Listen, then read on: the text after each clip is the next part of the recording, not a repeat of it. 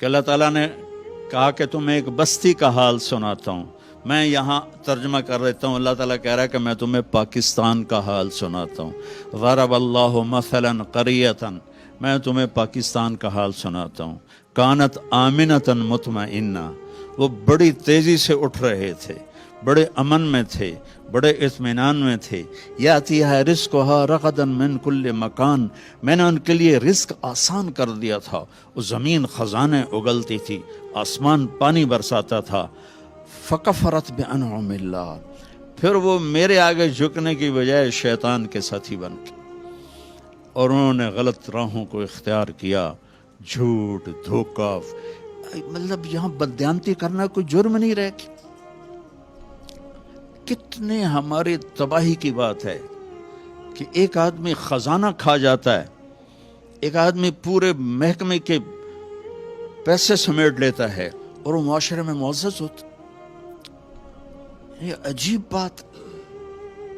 تو اللہ تعالیٰ نے کہا پھر جب انہوں نے یہ کیا کہ وہ میرے نافرمان ہوئے تو پھر میں نے کیا کیا؟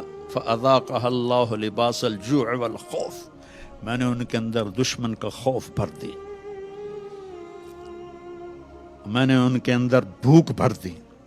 ایک اور حدیث سے آئی، یوشک الامم ان تداعی علیکم کما تداعی الآکلۃ الی قصعتها، ایک دن آئے گا میری امت کو ایسے تقسیم کریں گے غیر جیسے دسترخوان پہ روٹی تقسیم کی جاتی ہے، ٹکڑے ٹکڑے کر کے.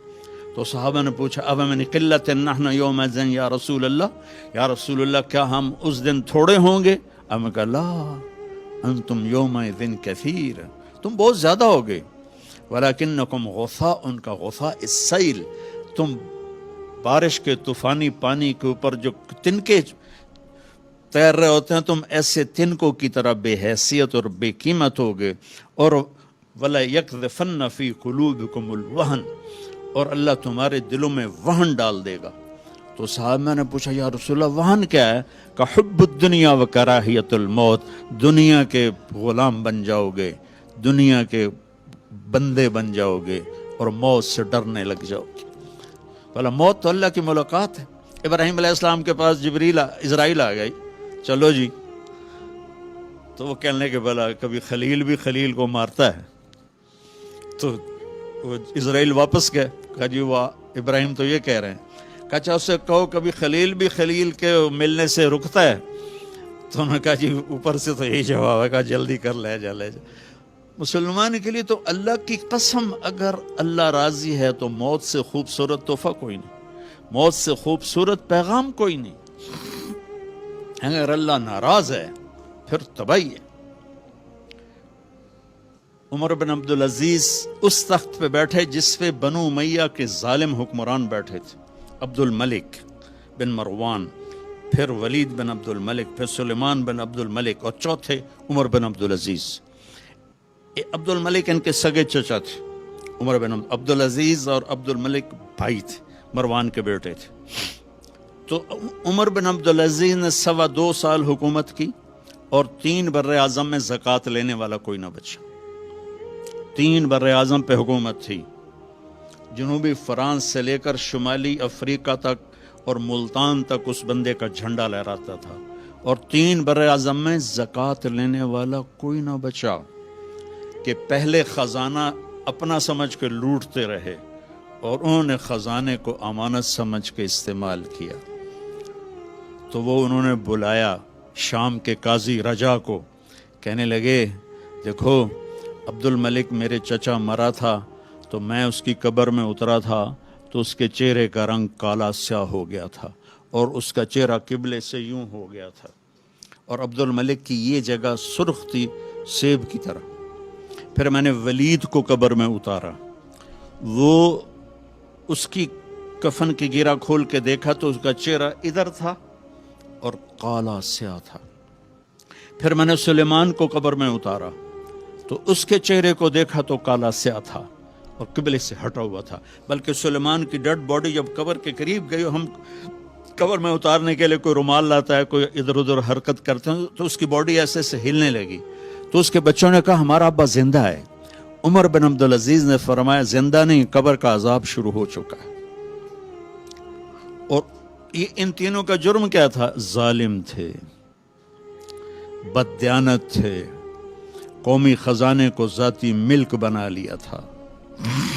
یہ کیا سمجھتے ہیں حکمران کہ یہ مزے کریں گے؟ ان سب کے ہاتھ ایسے بندھے ہوں گے قیامت کے دن۔ یہ جتنے جج صاحبان ہیں یہ کیا سمجھتے ہیں کہ ہمیں بڑی اعلیٰ پوسٹ ملی ہوئی ہے؟ ان کے قیامت کے دن ہاتھ یہاں بندھے ہوئے ہوں گے۔ پھر اللہ پوچھے گا بتا تجھے جو حکمران بنایا تھا تو نے کیا کیا میرے بندوں کے ساتھ؟ اگر وہ جواب دے سکا تو اس کے ہاتھ چھوڑ دیے جائیں گے، ورنہ انہی بندے ہاتھوں کے ساتھ جہنم میں گر جائے گا۔ اور قاضی سے اللہ پوچھے گا ہاں کیا فیصلے کیے تھے، کتنے ظلم کے فیصلے کیے تھے، کتنے عدل کے فیصلے کیے تھے۔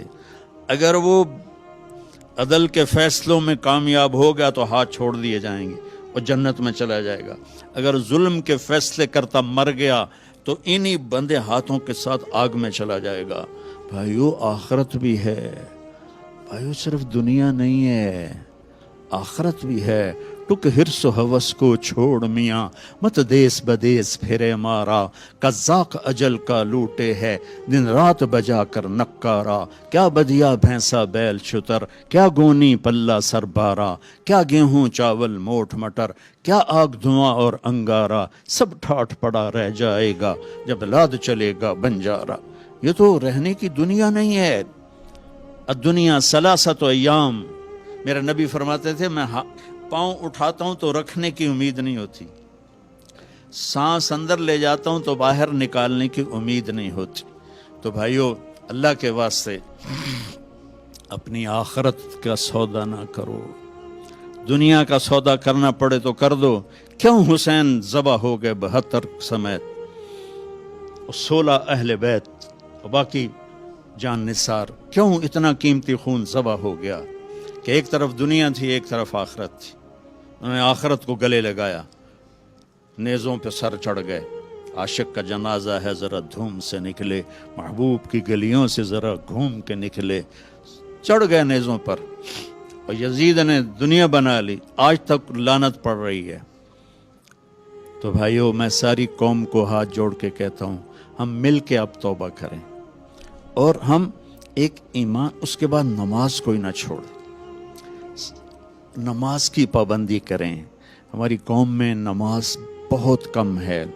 ہمارے کے پی کے علاقے میں نمازی ہیں لیکن وہاں سود بہت زیادہ ہے، لوگ سود پہ دیتے ہیں اور بہت ظلم کرتے ہیں۔